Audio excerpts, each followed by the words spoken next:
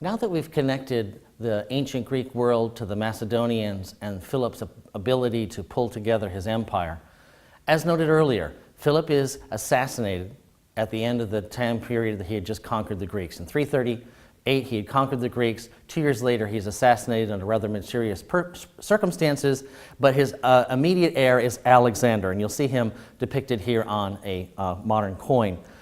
Alexander then is now going to be the instrument, the vehicle by which this idea of unifying all Greek and Greek-like peoples to launch itself into a major empire against a major war against the Persian Empire, that's the next step in the process here.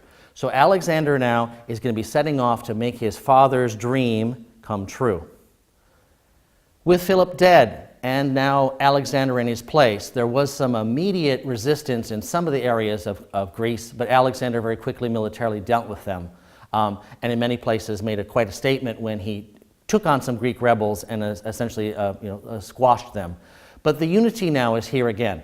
The idea is that Alexander now is going to be the one who's going to launch the major campaign against the Persian Empire using the ideas of Greek revenge or adventure or even just expansion and the possibilities of loot as an opportunity to unify the Greeks against an external enemy. It had been tried before, it had worked before, and so now he's sort of recycling the idea, building on what his father had done. So, almost immediately then, after he consolidates power, he starts marching into what we know as Asia Minor. And what we mean by that is the modern area of what we're going to call Turkey to this day. Alexander now is going to have to try to build on the success of his father, make sure that they are militarily successful, and make sure that the opportunities are not wasted. He seems to have one opportunity here with a unified Greek armies behind him to move forward and take what he wants. Just a quick check here on the idea of Western civilization. Notice that Alexander is going to be leaving Europe and going into Asia and later on Africa as he pursues wealth and power. It should be kind of a check to note that he's not going to be going, of course, into Europe itself, because he's, remember, looking for wealth, urban areas, trade networks and things like that. They're going to be wealthy and powerful. And in this process, Europe has not gotten there yet. So Alexander now is going to start to launch his military campaign, and we'll just take a quick look at it in terms of a time frame. He has one of his first major victories at a place called Issus in 333 BC, where he takes on the Persian emperor and defeats him quite handily in battle. So now Alexander is starting to build some momentum. The empire that he's taking on is back on its heels. It seems to be disunited. There are some issues where they don't seem to be as militarily powerful as they used to be, that perhaps the threat of Persia on paper was larger than its reality.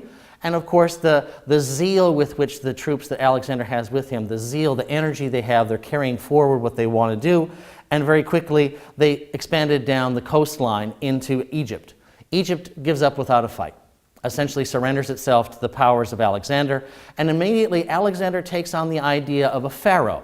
Now remember, when we talked about the pharaoh earlier and the concept of the Ka, in Egyptian ideas, the pharaoh was not just a man. The pharaoh was that link to the divine, that connection that was going to live forever and have immortality.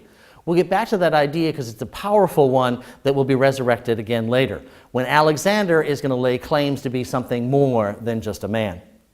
From there, they redouble their efforts to go back after the Persian Empire directly, and from there they march through a series of battles. They're very victorious across Persia, across the modern states of Iran, and into the edge of what was modern-day India. So that by 326 BCE, right, Alexander now has traversed all the old empire of the Persians. He's taken over the great Egyptian empire. He is, of course, built on the Macedonian and Greek empires that he and his father had created and maintained, and now he sees himself as the master of all the known world. Now, when we looked at that map earlier, the empire was not the whole world, but from the perspective of Alexander and of the Greeks, the known world was that which they knew in terms of the Greek trade network, places where there was significant power and wealth. And remember, the Greek idea that everything that is Greek is powerful and good, and then everything that is not is barbaric or barbarian, that fits into this mentality. They see themselves now as masters of all the best parts of the world, with some minor peripheral issues and other states around them, but almost discounting them as unworthy of consideration.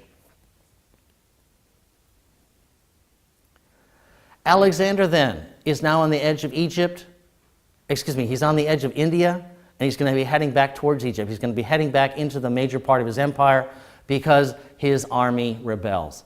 They have carried themselves all the way to the edge of India. They now have gotten to a point where they've conquered all the known world. There is seemingly nothing left to do in terms of a military victory. Plus, many of the soldiers along the way want to go back home to areas like this old ruin of a palace in Persia and go back and have an opportunity to enjoy the wealth, the slaves, the loot, and the booty that those soldiers had accumulated in all their successful military campaigns.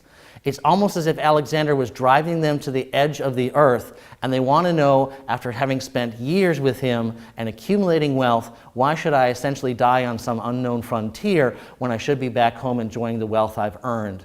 So Alexander, in many ways, faces a mutiny, and he returns back to his palace here in Persepolis, and there he will die in 323 BCE. Okay? So when he came back into what we know as modern-day Mesopotamia, back into the area that's powerful, he's at the palaces, he's seeing all the great wealth he's accumulated, but very quickly, as his health starts to decline, he's starting to accept the idea again that had been given to him in Egypt, that he was more than a mere man. Think of it this way. What if he had gone out and said, listen, there's no other man who has been able to conquer the entire world. No other man, not even the great Persian emperors, had been able to do what I just did. Now that sounds like a great boast, and it was of course true, but what if he took it to the next level? Building on the idea that he'd been labeled the pharaoh, the link to the divine, and something more than a mere man, that's where it gets interesting, because Alexander starts to think of himself and ask people to think of him as a son of Hercules, as one of the great Greek heroes, the strong man who had been linked to the gods and goddesses, right? That he is the connection back to the Greek gods and goddesses that live in Mount Olympus, especially in this case through Hercules to the father god Zeus. Now Alexander's laying claim to the idea that he's more than a mere man and that he is a god. Now, that's the same kind of idea we've seen before in Egypt with the pharaoh. We've also seen it with that really close connection that King Hammurabi had with the god Shamash back in Mesopotamia. So these Asian and African ideas about the political leader also becoming or being more than a mere man are ideas that we will carry forward into Western civilization, and increasingly we'll talk about the idea of divine right theory and things like that are under the idea of why a monarch is in charge, that there's something divinely inspired or chosen about them, and we'll get back to that idea in time. Another couple of clear issues that come out of Alexander is he has now built a very large empire controlled by Greeks through their cities, through their trade networks. And so now the entire Greek world, all right, the Hellenistic world as we're going to refer to it, and that means Greek-like, there is now an empire, essentially, of Greeks who stretches from the edges of India to the edges of Bulgaria to the edges of Egypt and Libya, all the way through the states that are of the modern Middle East. He has constructed this massive empire, building on what his father had done, of course. His military successes and strategies were amazing, and hopefully your book will provide you with some of the more details on how he did those things. But what he has now created in his death is a clear understanding of two things. First of all, he leaves behind no clear heir. There is nobody who's delineated as the true leader of this now large empire, and very quickly it's going to break into pieces as the most powerful generals and other military leaders sort of carve out their own territories and start to take over and dominate these new areas that are going to be called their own. The other issue here, and this will be of a longer lasting thing. Remember, we now have a Hellenistic world. We have a world where all the Greeks are connected through their various trade networks. They have a common language, a common urban culture. They like the idea of the polis. This is now going to be the time frame where Greek ideas are going to spread very widely across the world. They're going to do a lot of cultural borrowing with some of the peoples they encounter, but there's also going to be a split. Urban culture is Greek, it is educated, it is sophisticated, and it is usually a trade depot and a politically driven urban area, while many of the areas of the countryside remain more and more in the throes of the control of the local languages and traditions and cultures.